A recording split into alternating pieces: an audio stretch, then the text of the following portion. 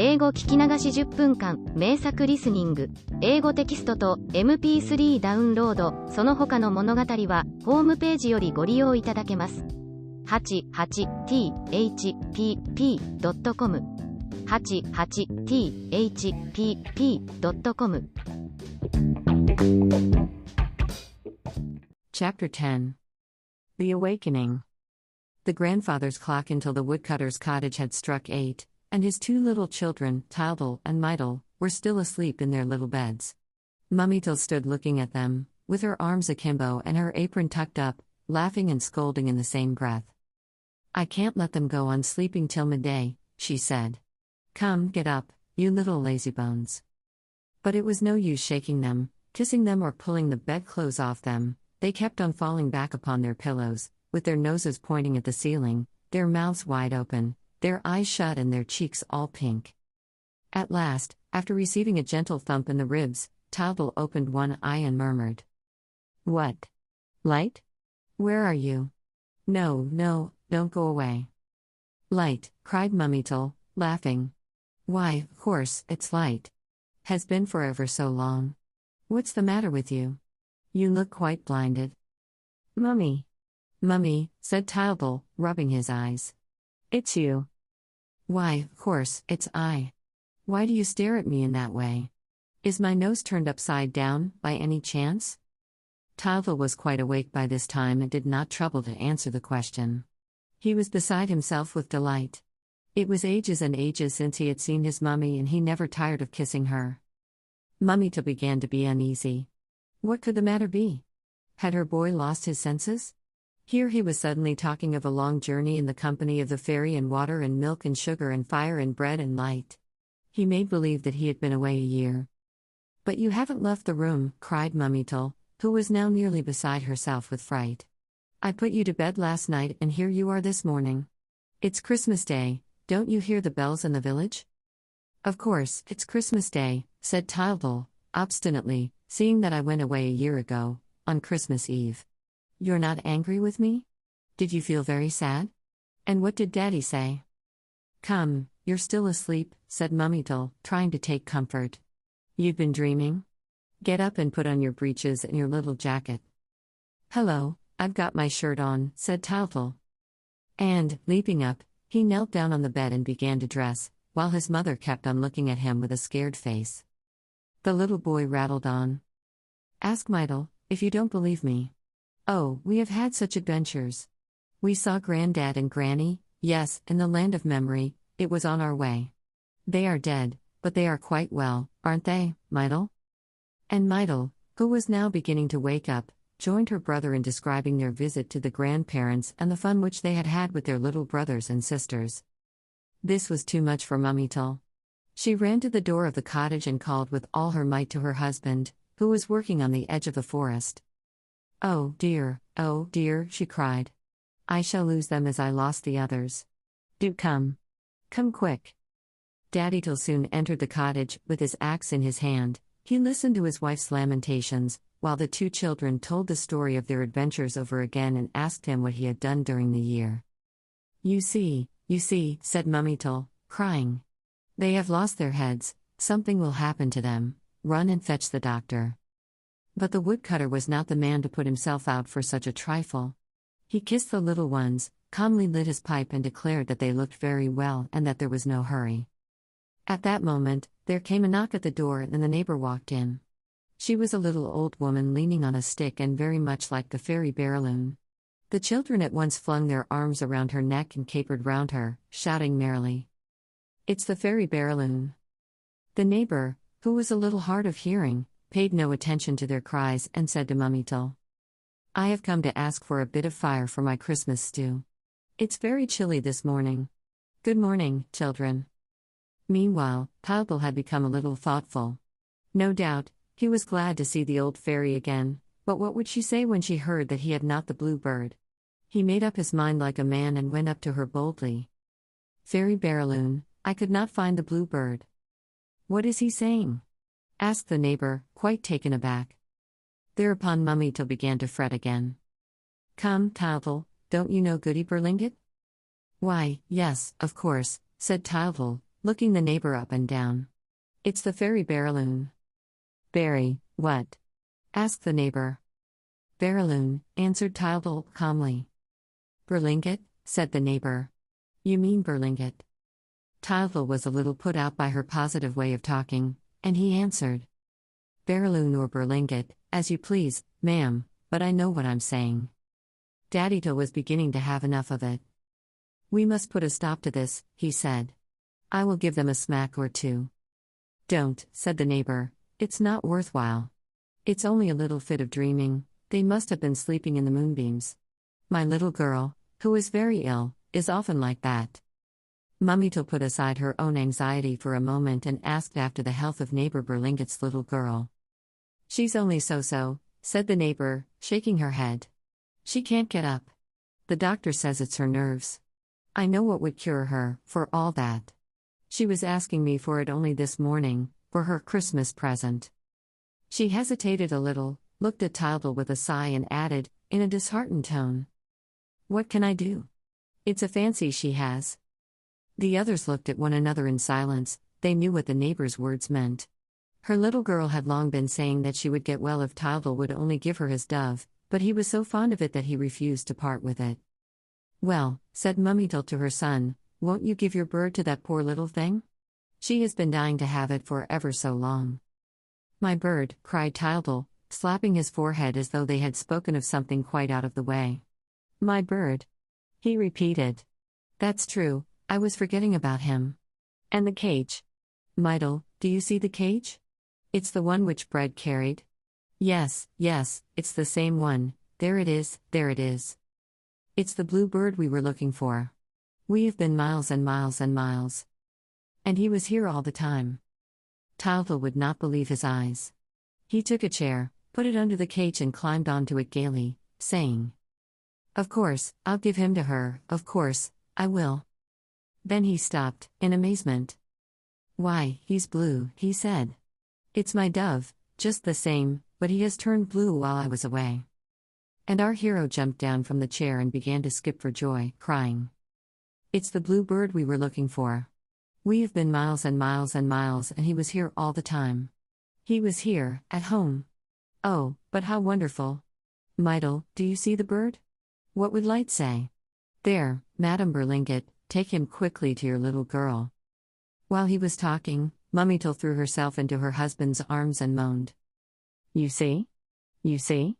He's taken bad again. He's wandering." Meantime, neighbor Berlingot beamed all over her face, clasped her hands together and mumbled her thanks. When Tildal gave her the bird, she could hardly believe her eyes. She hugged the boy in her arms and wept with joy and gratitude. "Do you give it me?" she kept saying. "Do you give it me like that, straight away and for nothing? Goodness, how happy she will be. I fly. I will come back to tell you what she says." Yes, go quickly," said Tildal, for some of them changed their color. Neighbor Berlingot ran out and Tildal shut the door after her. Then he turned round on the threshold, looked at the walls of the cottage, looked all around him and seemed wonderstruck. "Daddy, Mummy, what have you done to the house?" he asked. "It's just as it was, but it's much prettier." His parents looked at each other in bewilderment, and the little boy went on. "Why, yes, everything has been painted and made to look like new, everything is clean and polished. And look at the forest outside the window. How big and fine it is. One would think it was quite new. How happy I feel here, oh, how happy I feel." The worthy woodcutter and his wife could not make out what was coming over their son, but you, my dear little readers, who have followed Tildal and Mydle through their beautiful dream, will have guessed what it was that altered everything in our young hero's view. It was not for nothing that the fairy, in his dream, had given him a talisman to open his eyes. He had learned to see the beauty of things around him, he had passed through trials that had developed his courage, while pursuing the blue bird, the bird of happiness that was to bring happiness to the fairy's little girl. He had become open-handed and so good-natured that the mere thought of giving pleasure to others filled his heart with joy. And, while traveling through endless, wonderful, imaginary regions, his mind had opened out to life. The boy was right when he thought everything more beautiful, for, to his richer and purer understanding, everything must needs seem infinitely fairer than before. Meanwhile, Toddle continued his joyful inspection of the cottage. He leaned over the bread pan to speak a kind word to the loaves. He rushed at Tylo, who was sleeping in his basket, and congratulated him on the good fight which he had made in the forest. Mydle stooped down to stroke Tylet, who was snoozing by the stove, and said, "Well, Tylet? You know me, I see, but you have stopped talking." Then Toddle put his hand up to his forehead. "Hello," he cried. "The diamond's gone. Who's taken my little green hat? Never mind, I don't want it any more. Ah, there's fire. Good morning, sir." He'll be crackling to make water angry. He ran to the tap, turned it on, and bent down over the water. "Good morning, water, good morning. What does she say? She still talks, but I don't understand her as well as I did. Oh, how happy I am, how happy I am." So am I, cried Mydle. And our two young friends took each other's hands and began to scamper round the kitchen. Mummytle felt a little relieved at seeing them so full of life and spirits. Besides, Daddytle was so calm and placid. He sat eating his porridge and laughing. "You see, they are playing at being happy," he said. Of course, the poor dear man did not know that a wonderful dream had taught his little children not to play at being happy, but to be happy, which is the greatest and most difficult of lessons. "I like light best of all," said Toddle to Mydle, standing on tiptoe by the window. "You can see her over there, through the trees of the forest. Tonight, she will be in the lamp. Dear, oh dear, how lovely it all is, and how glad I feel, how glad I." He stopped and listened. Everybody lent an ear. They heard laughter and merry voices, and the sounds came nearer. "It's her voice," cried Toddle. "Let me open the door." As a matter of fact, it was a little girl, with her mother, neighbor Berlingot. "Look at her," said Goody Berlingot, quite overcome with joy. "She can run, she can dance, she can fly. It's a miracle. When she saw the bird, she jumped, just like that." And Goody Berlingot hopped from one leg to the other at the risk of falling and breaking her long, hooked nose. The children clapped their hands and everybody laughed. The little girl was there, in her long white nightdress, standing in the middle of the kitchen, a little surprised to find herself on her feet after so many months' illness. She smiled and pressed Toddle's dove to her heart. Toddle looked first at the child and then at Mydle. "Don't you think she's very like light?" he asked. "She is much smaller," said Mydle. "Yes, indeed," said Toddle. "But she will grow." And the three children tried to put a little food down the bird's beak, while the parents began to feel easier in their minds and looked at them and smiled. Toddle was radiant. I will not conceal from you, my dear little readers, that the dove had hardly changed color at all, and that it was joy and happiness that decked him with a magnificent bright blue plumage in our hero's eyes. No matter. Toddle, without knowing it, had discovered light's great secret, which is that we draw nearer to happiness by trying to give it to others. But now something happened. Everybody became excited, the children screamed, the parents threw up their arms and rushed to the open door. The bird had suddenly escaped. He was flying away as fast as he could. My bird, sobbed the little girl.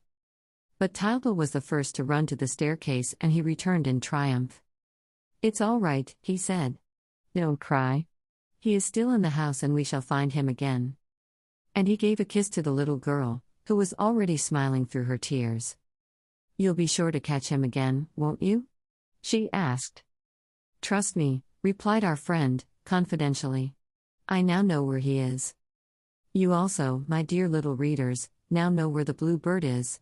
Dear Light revealed nothing to the woodcutter's children, but she showed them the road to happiness by teaching them to be good and kind and generous. Suppose that, at the beginning of this story, she had said to them, "Go straight back home. The blue bird is there, in the humble cottage, in the wicker cage, with your dear father and mother who love you." The children would never have believed her. "What?" Toddle would have answered. "The blue bird, my dove? Nonsense, my dove is gray. Happiness, in the cottage? With Daddy and Mummy? Oh, I say. There are no toys at home and it's awfully boring there. We want to go ever so far and meet with tremendous adventures and have all sorts of fun." That is what he would have said, and he and Mydle would have set out in spite of everything, without listening to Light's advice, for the most certain truths are good for nothing if we do not put them to the test ourselves. It only takes a moment to tell a child all the wisdom in the world, but our whole lives are not long enough to help us understand it, because our own experience is our only light. Each of us must seek out happiness for himself, and he has to take endless pains and undergo many a cruel disappointment before he learns to become happy by appreciating the simple and perfect pleasures that are always within easy reach of his mind and heart. The end. Audiobook Living in Kyoto by Hidemi Woods. Now on sale in online stores. 44 available distributors. Apple, Google Play, Amazon Audible, or else.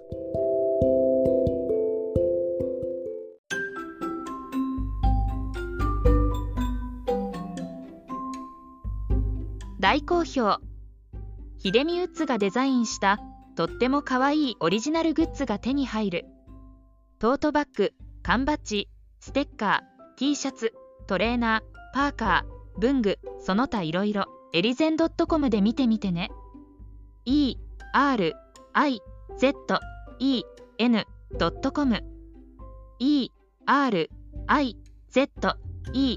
erizen.com エリゼン .com。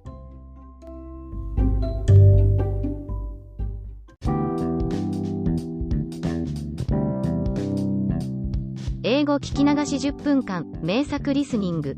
英語テキストと MP3 ダウンロード、その他の物語はホームページよりご利用いただけます。